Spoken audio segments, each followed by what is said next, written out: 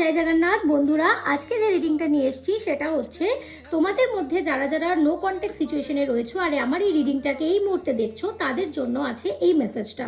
তো এই মুহূর্তে তোমার পার্টনার যদি তোমার সাথে নো কন্ট্যাক্ট সিচুয়েশনে থেকে থাকে তাহলে কিন্তু সে এই মুহূর্তে তোমার কথা ভীষণভাবে মনে করছে, কারণ তোমার থেকে লাইফ থেকে দূরে গিয়ে সে কিন্তু মোটেও ভালো নেই।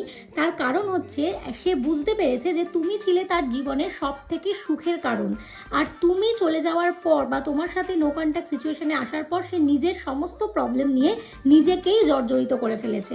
আর তার জন্যই তার মনে চলে এসছে একটা দোলাচল, একটা কোয়েশ্চেন যে সে আদৌ তোমার সাথে নো কন্ট্যাক্ট সিচুয়েশনে এসে ঠিক করেছে কিনা।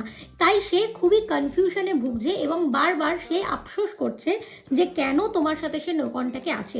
হয়তো খুব শিগগিরই সে তোমার সাথে যোগাযোগ করতে পারে। তো এই পজিটিভ কমেন্টসটাকে, এই পজিটিভ রিডিংটাকে তোমরা যদি ক্লেম করতে চাও, কমেন্টস করো। জয় জগন্নাথ।